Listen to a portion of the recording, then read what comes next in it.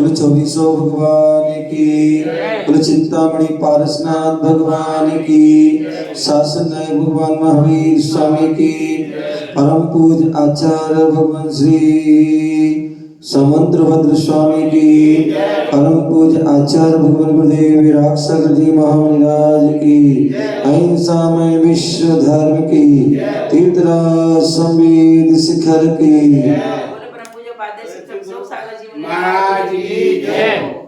प्यारे बंधु, आज हम सभी पुनः भारत की राजधानी दिल्ली के निकट हरियाणा प्रांत सोनीपत जिला राई तहसील असावरपुर ग्राम अनेकांधाम लघु संवेदनगर क्षेत्र श्री पारसनाथ जिनालय में बैठे हुए हैं। भगवान महावीर स्वामी का शासन चल रहा है और उनकी जो वाणी की वही वाणी जनवाणी के रूप में प्रस्तुत है। वही जनवाणी का हम रसपान कर रहे हैं। आज का पावन दिवस वर्तमान 24 के 10वें तीर्थंकर शीतलनाथ भगवान का जन्म और तप दो कल्याणक ये हमारे धार्मिक पर्व हैं। और दूसरा आज राष्ट्रीय पर्व भी है और वह राष्ट्रीय पर्व गणतंत्र दिवस आज के दिन ही इस देश का जो है संविधान लिखा गया था, जिसको लिखे लगभग 68 वर्ष लगभग 78 वर्ष हो चुके हैं। वह संविधान जिससे देश की पहचान होती है, जिससे इंसान की पहचान होती है, जिससे देश की कीमत, व्यक्ति की कीमत होती है। किसी भी देश को चलाने के लिए, राज्य को चलाने के लिए, घर को चलाने के लिए, स्कूल को चलाने के लिए, कॉलेज के लिए चलाने के लिए, कोई भी संस्था को चलाने के लिए उसके नियम कानून होना अति आवश्यक है। यदि वह कानून हम अक्षरशः उसका पालन करते हैं तो उस देश, उस राष्ट्र, उस संस्था, उस व्यक्ति की जो है दिनों दिन उन्नति होती है, उत्थान होता है। और जो इन संविधान को जो है, नियम को, कानून को वह पालन नहीं करता है, समझ लो वह देश पतन की ओर है। वह राष्ट्र, वह संस्था, वह व्यक्ति निश्चित ही वह उसका अति शीघ्र पतन होगा। तो देश की वह संविधान नींव होती है। जैसे नींव के बिना महल खड़ा नहीं होता है, जड़ के बिना वृक्ष नहीं होता है, उसी प्रकार ये संविधान भी एक मूल है, जड़ है और इससे ही पूरी देश की जो है, पूरा देश टिका हुआ है। उसी प्रकार हमारे मोक्ष मार्ग भी वह, उसका भी संविधान है, उसकी भी जो है नींव है, उसकी भी जड़ है। यदि हम उस संविधान को पालन करते हैं, मोक्ष मार्ग का संविधान क्या है? बोले रत्नात्रय। हम उस रत्नात्रय को पालन करते हैं तो निश्चित ही हमें वह मोक्ष मार्ग की ओर बढ़ते हैं और मोक्ष मार्ग की ओर बढ़ करके हम मोक्ष प्राप्त कर सकते हैं। और ऐसा वह संविधान जो हमारे तीर्थंकर महावीर स्वामी ने बनाया, 24 तीर्थंकरों ने बनाया, और वह संविधान जिसमें जो है श्रावक और साधु ये दोनों के लिए जो है मार्ग बताए और उन दोनों के जो है मूल गुण भी बताए, दोनों के जो है आवश्यक कर्तव्य भी बताए, सब कुछ बताए। यदि वह श्रावक अपने उन जो है संविधान का पालन करता है तो वह श्रावक है, वह वृत्ति है, वह अनुवृत्ति है, वह मोक्ष मार्गी है। उसी प्रकार जो मुनिराज के जो है मूल गुण बताए, मुनियों के जो नियम बताए हैं, मुनियों के जो आवश्यक बताए, मुनियों के जो जो यथि जो कर्म बताए, अहोरात्रि 28 कृति कर्म बताए, वो सभी जो है आवश्यक हैं। यदि वो है तो वह मुनि है, और यदि वो नहीं है तो मुनि भी नहीं है। तो ये जो मुनियों का संविधान है, श्रावकों का संविधान है, और वह आज से नहीं है, ये अनादि काल से चला रहा है। ऐसे उस संविधान की हम बात चल रही है। वह स्वतंत्रता दिवस जो गणतंत्र दिवस है, गण प्लस तंत्र, जो गण माने गण और जो है तंत्र माने नियम, संविधान, जो आज के दिन जो है पूरे देश रूपी जो गण था, समूह था, उसका जो है संविधान लिखा गया था, और उसका उस समय भी पालन कर रहे थे, आज भी कर रहे हैं और आगे भी करते रहेंगे। तभी वो हमारा देश सर्वश्रेष्ठ देश होगा। उसकी नींव, उसकी जो है पूरी छवि ठीक होगी।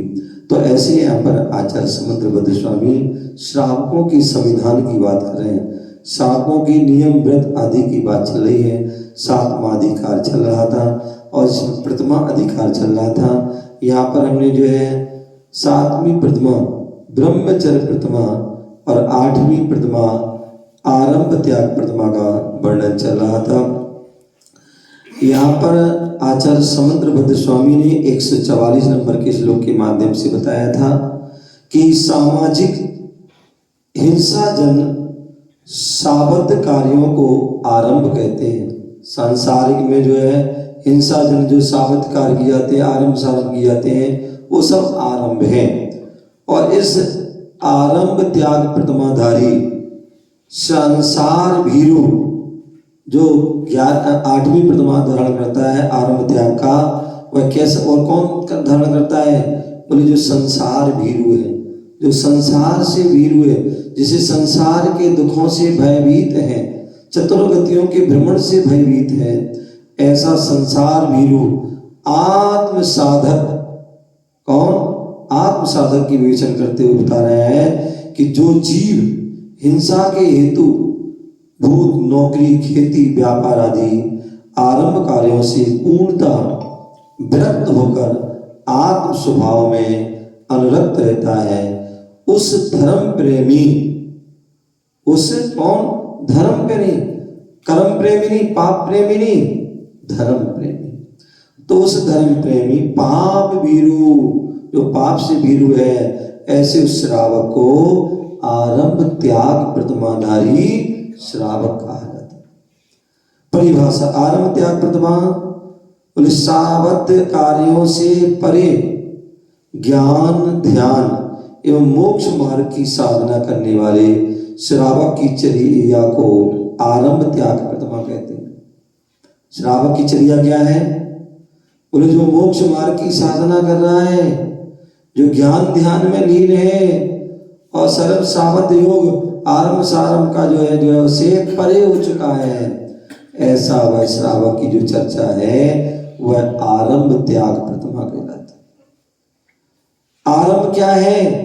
तो मैंने कल बताया था, आदिनाथ भगवान जो है ऋषभ देव ने, श्रावक जब गृहस्थ उनके पास पहुंचे, बोले भगवान कैसे हम अपनी आजीविका चलाएं, कैसे अपने परिवार का पालन पोषण करें? तो उन्होंने कहा 60 कर्म करो, और वह 60 कर्म बताए, जिसकी जो योग्यता है वो करो। हैं 80 स्याही लेखन कार्य कीजिए, हैं 80 तलवार चलाइए। क्या कीजिए? आप तलवार चलाइए, तलवार चला के अब जो है अपनी भी रक्षा कीजिए और दुनिया की रक्षा कीजिए। हैं तो 80 मसी स्याही लिखना आदि, पढ़ना आदि क्रिया बताई। सेवा जो नौकरी आदि करते हैं, वाणिज्य व्यापार कर रहे हैं, कृषि खेती कर रहे हैं, व्यापार कर रहे हैं, शिल्पी जो पत्थर आदि से अनेक प्रकार की मूर्ति बनाते हैं वो शिल्पी है।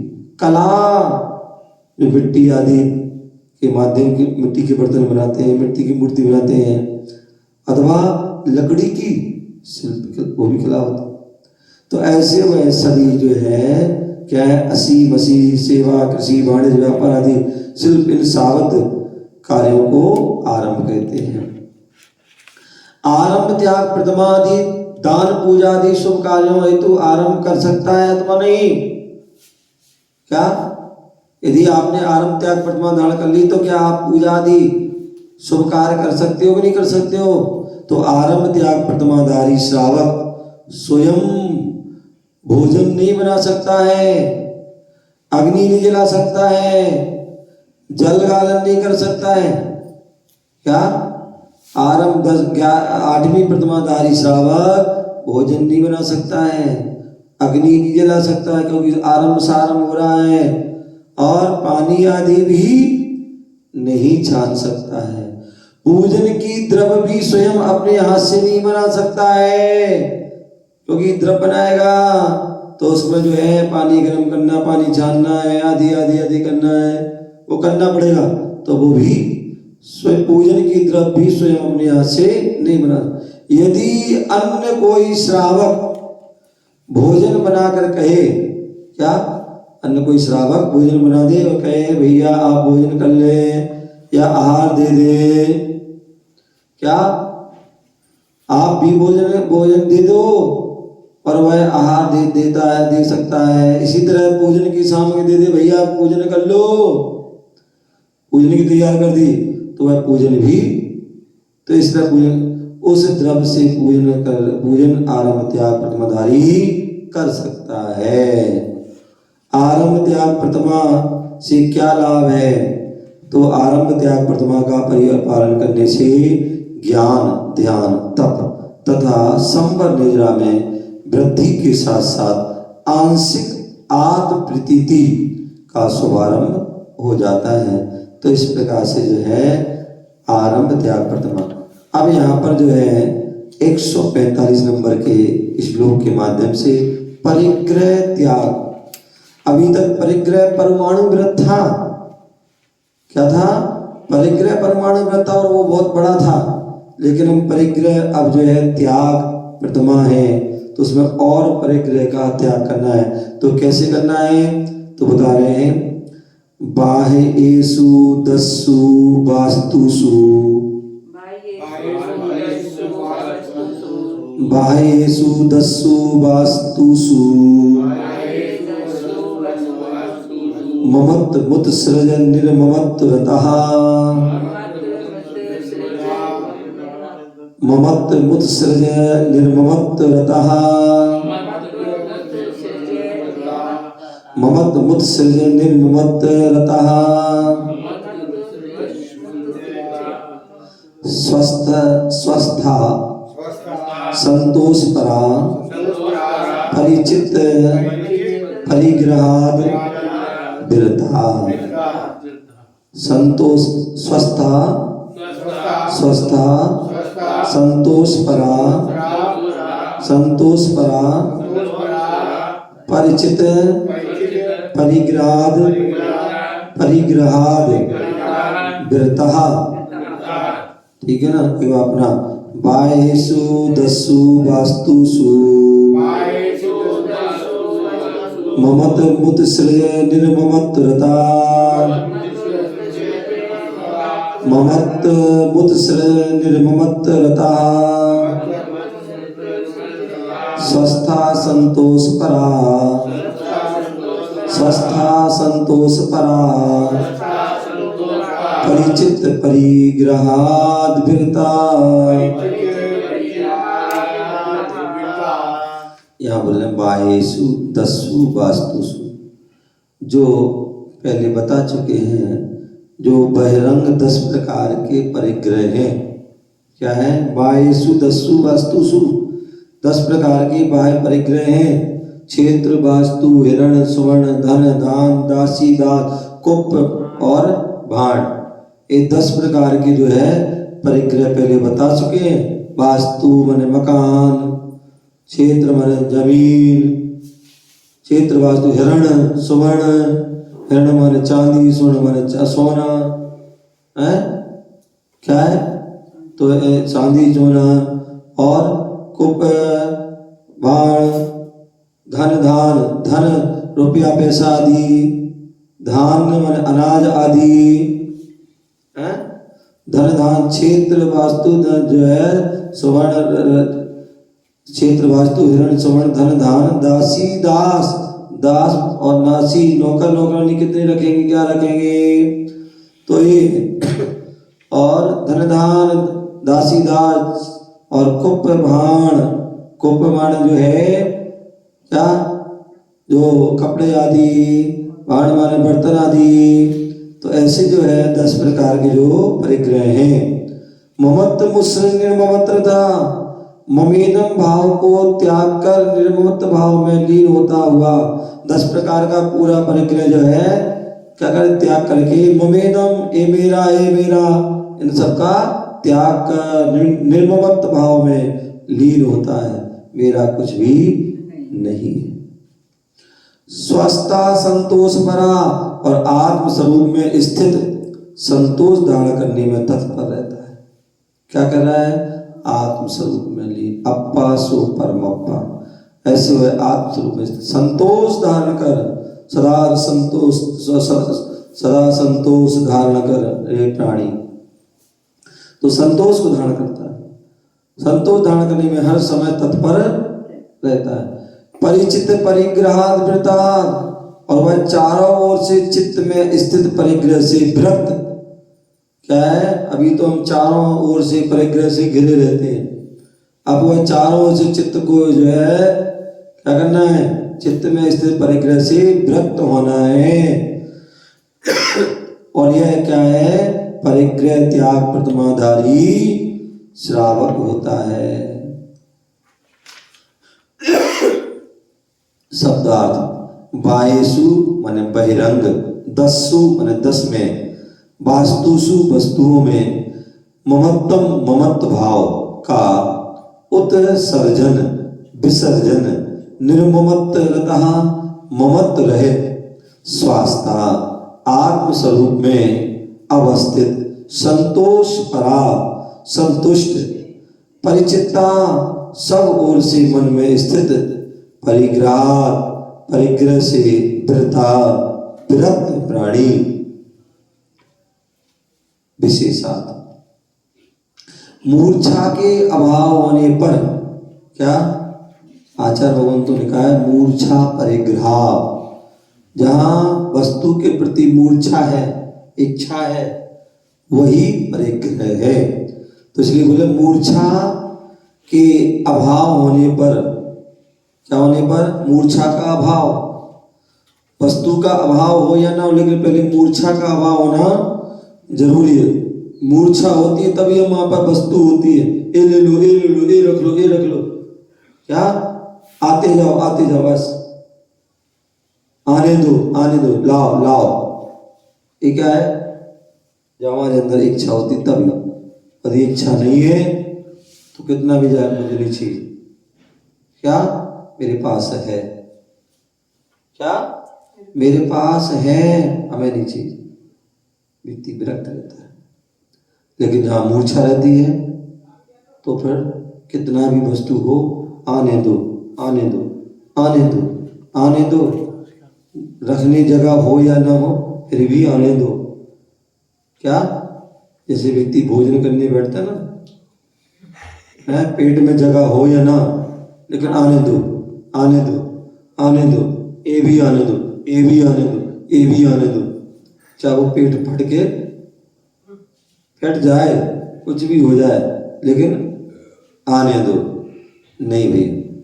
तो मूर्छा, इसलिए बोले मूर्छा के अभाव होने पर जो पर पदार्थों का त्याग होता है, जहाँ मूर्छा का अभाव हो गया तो जितने भी पर पदार्थ हैं उनका भी त्याग हो गया। अब कितनी कुछ पढ़ा रहे हैं, साधक हैं, त्यागी हैं, वैरागी हैं, अब उसके बाद उसके सामने मिट्टी भी पड़ी है और सोना भी पड़ा, लेकिन दोनों ही बोले पर है, कोई उससे मूर्छा नहीं। तो मूर्छा का अभाव होने पर जो पर पदार्थों का त्याग होता है वह परिग्रह त्याग प्रतिमा से विभूषित श्रावक, नैष्ठिक श्रावक कहा जाता है। कौन सा श्रावक?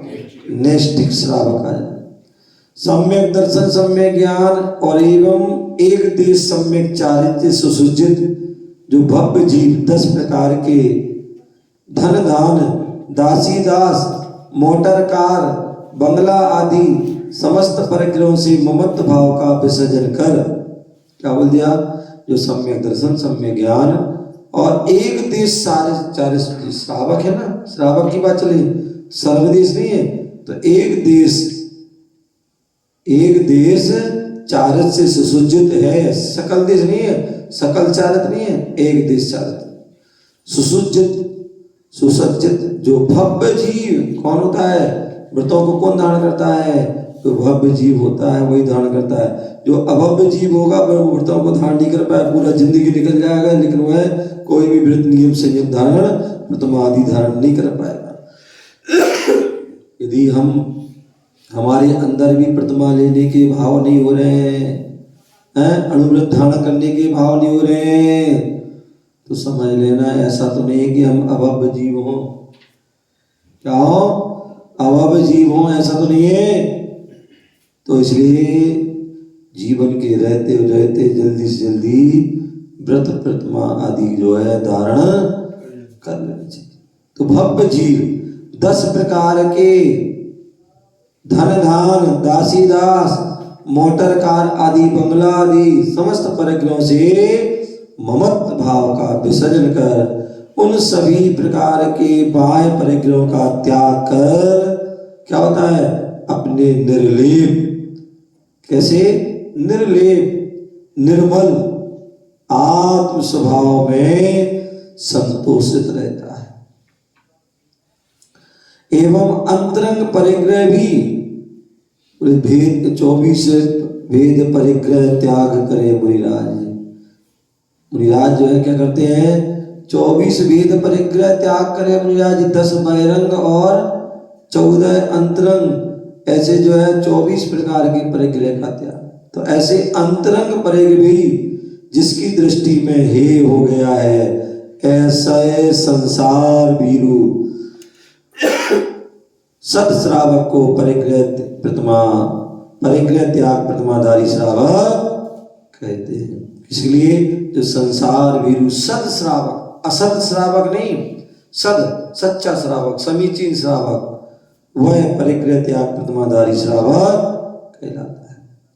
परिभाषा: परिग्रह त्याग प्रतिमा उपयुक्त अनावश्यक वस्त्र एवं उपकरणों के अतिरिक्त जो क्या बोले हैं, उपयुक्त आवश्यक जो जरूरी, अब जो है कपड़े धोती दुपट्टे हैं जरूरी हैं, उनको रखता है। इतने हैं जरूरी, जो अनावश्यक है वो नहीं रखते। क्या? जो जरूरी है 1 2 3 4 आदि जो जरूरी है उनको वह रखता है। वस्त्र आदि, वस्त्र एवं उपकरणों के अतिरिक्त संपूर्ण वस्तुओं का संग्रह तथा ममत्व, लोभ लालच एवं विवाह परिणति का त्याग।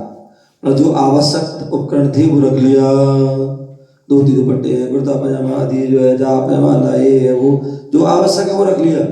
इसके अलावा संपूर्ण वस्तुओं का संग्रह या ममत्व भाव, लोभ लालच एवं विवाह परिणति का त्याग करने को परिग्रह त्याग प्रतिमा कहते हैं। परिग्रह चेतन धन धान्य आदि चेतन अचेतन पदार्थों के संग्रह को तथा मूर्छा भाव को परिग्रह कहते हैं। क्या बोले? धन धान्य आदि, धन मान रुपया पैसा हीरा जवाहरात आदि जो है ये धन है, और धान अनाज आदि ये धान है। तो धन धान चेतन अचेतन, चेतन भी परिग्रह होता है और अचेतन भी परिग्रह है। चेतन परिग्रह नौकर नौकरानी है, माता पिता आदि जो बहन भाई आदि परिवार जो सब क्या है, ये भी एक परिग्रह है पूरा। तो चेतन अचेतन, अचेतन में और जितनी जो है वस्तु है सब अचेतन। तो ऐसे चेतन अचेतन पदार्थों के संग्रह को तथा मूर्छा भाव को परिग्रह करें। स्वस्थ बाह्य आडंबर परिग्रह से मुक्त होकर आत्म स्वरूप में अवस्थित होने को स्वस्थ कहते हैं। बोले स्वस्थ कौन है? जिन्होंने बाह्य आडंबर आदि परिग्रह से मुक्त हो गए हैं, जो आत्म स्वरूप में लीन है, वो कौन है? स्वस्थ है। जो आत्म स्वरूप में अवस्थित हैं वही वास्तविकता में स्वस्थ है। क्या परिग्रह त्याग प्रतिमाधारी दान पूजा आदि तो अपने पास पैसा आदि रख सकता है? तो परिग्रह त्याग प्रतिमाधारी श्रावक दान पूजा आदि शुभ कार्यों के लिए भी अपने पास एक पैसा भी नहीं रख सकता। यदि रखता है तो परिग्रह त्याग प्रतिमाधारी नहीं हो सकता। परिग्रह त्याग प्रतिमा के परिपालन से क्या लाभ है? तो परिग्रह त्याग प्रतिमा के परिपालन से समस्त वस्तुओं के प्रति लोभ लालच एवं मूर्छा समाप्त हो जाती है और स्वानुभूति रूप वाटिका के पुष्पों की सुगंधि का आनंद प्राप्त होने लगता है। क्या बोले हैं? यदि हम परिग्रह का त्याग कर देते हैं और उस प्रतिमा का परिपालन करते हैं, निर्दोष रूप से निरतिचार रूप से पालन करते हैं, तो समस्त वस्तुओं के प्रति लोभ लालच समाप्त हो जाएगी, मूर्छा समाप्त हो जाएगी। और जब ये सब लोभ लालच मूर्छा समाप्त हो जाएगी तो क्या होगा? स्वानुभूति, हमें आत्म स्वरूप में जो है धीरे धीरे हम उसमें लीन हो सकते हैं। जो स्वानुभूत रूपी वाटिका है उसके जो पुष्पों की सुगंधि का हम आनंद प्राप्त कर सकते हैं। हम परिग्रह संग्रह करते जाए, लोभ हो, लालच है, इच्छा है, आशा है, बनी रहे और हम सोचें कि हमारे लिए स्वानुभूति का ज्ञान हो जाए, आत्मानुभूति का ज्ञान हो जाए, हमें वह निर्विकल्प ध्यान हो जाए, तो वह कभी नहीं हो सकता है। जैसे जैसे आप जो है परिग्रह का त्याग करेंगे वैसे वैसे आपके अंदर वो विशुद्धि बढ़ेगी और विशुद्धि बढ़ेगी तो आप ध्यान की ओर भी अग्रसर होगे और आपको वह आत्मा का जो आनंद है, स्वात्मानुभूति है, अपने आत्मानुभूति है, अपने स्वरूप में लीनता स्थिरता है, वह होना प्रारंभ हो जाएगी और आपके अंदर विशेष जो है आपके लिए अनुभूति विशेष लाभ प्राप्त होगा। ओम नमः सिद्धि।